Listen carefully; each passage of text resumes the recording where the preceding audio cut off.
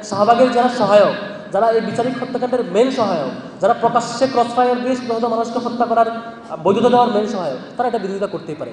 এই বিরোধিতা তাদের জন্য স্বাভাবিক, কারণ তারাই এই রাজনীতি করে বাকশাল কায়েম করে নিজে ডুবছে, শেখ মুজিবকে ডুবাইছে।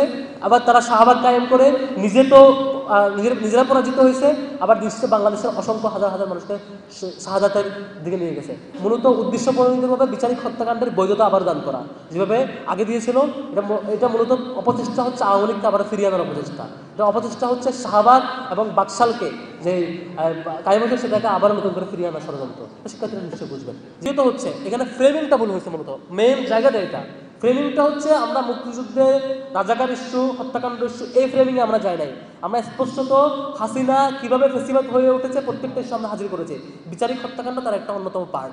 আপনারা লিগ্যাল অ্যাকশন নিতে পারবেন না, ডকুমেন্টেড অভিযোগ করবেন না, শুধুমাত্র এলিগেশন দেবেন এবং মব সৃষ্টি করবেন। এটা দুঃখজনক। আর শিক্ষার্থীদের যে রিয়েকশন বলছেন, এটা শিক্ষার্থীদের রিয়েকশন না, এটা মূলত মব ক্রিয়েট করা। এটা বাজে ফ্রেমিং করে, ভুল ফ্রেমিং করে তাদেরকে বলা হচ্ছে আমরা 24 এবং 71কে মুখোমুখি করছি। এটা মিথ্যা অভিযোগ। আমরা স্পষ্টত বলেছি আমি এবং আমার সংগঠন মুক্তিযুদ্ধের বিচারের পক্ষে আগেও ছিলাম। মুক্তিযুদ্ধে যে অপরাধ করেছে, মুক্তিযুদ্ধে যারা অপরাধী, গণহত্যা করেছে, অন্যান্য অপরাধ করেছে, তাদের বিচারের পক্ষে। আইনকে মাথা নত করাতে চেষ্টা করেছে এবং করেছে, মব তৈরি করেছে, মিডিয়া ম্যানিপুলেট করে আবেগ দিয়ে জাতিকে ধোঁকা দিয়েছে। তারা কখনো এটিএম আজহার, কখনো দেলোয়ার হোসেন সাঈদীর মতো নেতৃবৃন্দকে ন্যায় বিচারের অধিকার কখনোই স্বীকার করেনি। অথচ নিজেরা কখনোই সেই বিচারকে আইনগতভাবে চ্যালেঞ্জ করার সাহস দেখায়নি, বরং বিভিন্ন ট্যাগ দিয়ে, তকমা দিয়ে প্রতিপক্ষকে গায়েল করা ছিল তাদের একমাত্র রাজনীতি। আমরা মনে করি এই তথাকথিত চেতনার সৈনিক বামপন্থীরা বাংলাদেশের রাজনীতি থেকে আদর্শভাবে দেউলিয়া হয়ে গেছে। তারা আজও শেখ হাসিনার ফেসিবাদকে টিকিয়ে রাখার জন্য বর্ণচোরা ষড়যন্ত্রে লিপ্ত। কিন্তু তারা জানে না জুলাই আগস্ট গণঅভ্যুত্থান সেই ফেসিবাদকে ইতিহাসের গর্তে ছুড়ে ফেলেছে। আর তাদের বিভাজনের রাজনীতিও আজ জঞ্জাল। 2, বিশ্ববিদ্যালয় প্রশাসনের অনুরোধ ও আমাদের সহযোগিতা। প্রদর্শনীর কিছু উপকরণ নিয়ে বিশ্ববিদ্যালয় প্রশাসন আমাদের সঙ্গে যোগাযোগ করে এবং সার্বিক শৃঙ্খলার কথা চিন্তা করে আমরা কিছু নির্দিষ্ট উপকরণ সরিয়ে নেওয়ার জন্য তারা অনুরোধ জানিয়েছে আমাদের কাছে।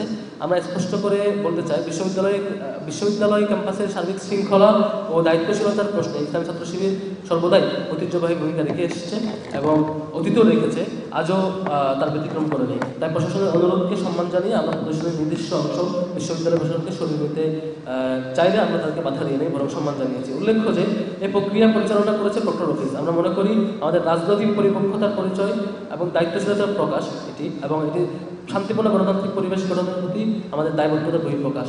আজ আমরা স্পষ্ট ভাষায় বলছি যে যেই শাহবাগের হাত ধরে দেশে বিচারহীনতা, মব সংস্কৃতি, গুম, হত্যাকাণ্ড ও বিভাজনের রাজনীতি শুরু হয়েছিল, যেই শাহবাগের দৌরাত্ম্যে দেশের বিচার ব্যবস্থা বিশ্বাসযোগ্যতা হারিয়েছিল, যেই শাহবাগে আজ ইতিহাসের রক্তাক্ত প্রান্তর তৈরি করেছে, আমরা সেই শাহবাগে আজ ইতিহাসের রক্তাক্ত যে প্রান্ত, ইতিহাসের যে অধ্যায়, সেখানে দিন শেষে পরাজিত হয়েছে জুলাই আগস্টে গণঅভ্যুত্থানের মাধ্যমে। আমরা আরও বলতে চাই, ফ্যাসিবাদ পতনের 1 বছরের মাথায় ফ্যাসিবাদ এই মিথ্যা অভিযোগ দিয়ে রাজনীতি টিকবে না। যে সাময়িক 10 মিনিটের মব তৈরি করা যায়, এই মব আপনার 13 সালে শুরু করছেন, 24 সাল পর্যন্ত 10 বছর কন্টিনিউ করছেন, টিকতে পারেন না দিন শেষে।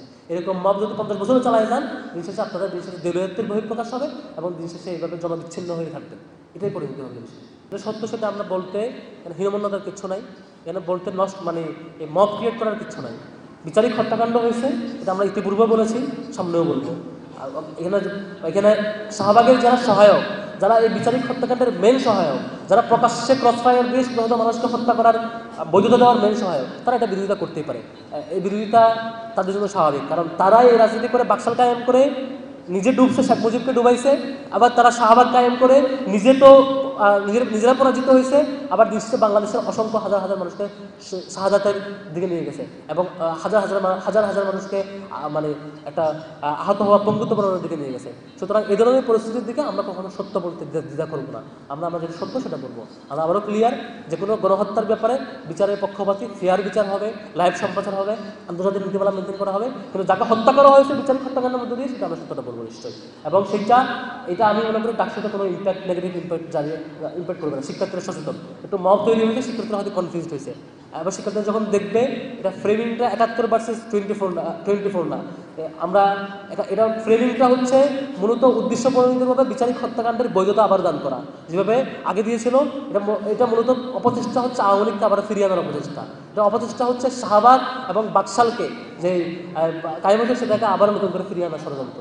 শিক্ষার্থীরা নিশ্চয়ই বুঝবেন যে মুক্তিযুদ্ধের মতো গুরুত্বপূর্ণ টপিককে, গুরুত্বপূর্ণ ইস্যুকে, জাতিকে বিভাজনের মতো ইস্যুতে নিয়ে যান এবং মিথ্যা বয়ান চাপাই দেন এবং মিথ্যা অভিযোগ চাপিয়ে দেন, এটা জনগণ মেনে নেবে না, শিক্ষার্থীরা মেনে নেবে না। শিক্ষার্থীরা সচেতন এবং এই ধরনের রাজনীতি আগামীতে কখনো টিকবে না বলে আমরা বিশ্বাস করি এবং এটি নিশ্চয়ই দিন শেষে পরাজিত হবে। আমরা স্পষ্টত বলেছি আমি এবং আমার সংগঠন মুক্তিযুদ্ধের বিচারের পক্ষে আগেও ছিলাম। মুক্তিযুদ্ধে যে অপরাধ করেছে, মুক্তিযুদ্ধে যারা অপরাধী, গণহত্যা করেছে, অন্যান্য অপরাধ করেছে, তাদের বিচারের পক্ষে সবসময় ছিলাম। বিচারটা ফেয়ার হওয়া উচিত। বাংলাদেশের দুর্ভাগ্য যে সেই 71-এ মুক্তিযুদ্ধ হয়েছে, এরপর আওয়ামী লীগ বহুবার ক্ষমতায় আসছে, বিএনপি আসছে, কেউ এই নিয়ে কাজ করে নাই। এবং যারা আজকে কথা বলছেন তারাই তো কাজ করে নাই। আজকে আপনি ছাত্র দলের কথা বলছেন, যার ব্যাপারে আপনি কথা বলছেন তাদের ব্যাপারে বিএনপি তো তাদের সাথে ক্ষমতা আসছে, তাদেরকে মন্ত্রী বানাইছে না। খালেদা জিয়া তাদের ব্যাপারে বলছে না তারা বিচারিক হত্যাকাণ্ডের শিকার, তারা রহমান বলছে না। আর ছাত্র দলের সভাপতি সেক্রেটারি যাদেরকে আপনি কোট করছেন তারা কি তাদের এই বক্তব্যের, খালেদা জিয়া কিংবা তারেক রহমান তাদের বক্তব্যের বিরোধী অবস্থান নিচ্ছে? আর দ্বিতীয়ত হচ্ছে এখানে ফ্রেমিংটা ভুল হয়েছে। মূলত মেন জায়গাটা এটা, ফ্রেমিংটা হচ্ছে আমরা মুক্তিযুদ্ধে রাজাকার ইস্যু, হত্যাকাণ্ড ইস্যু, এই ফ্রেমিংয়ে আমরা যাই নাই।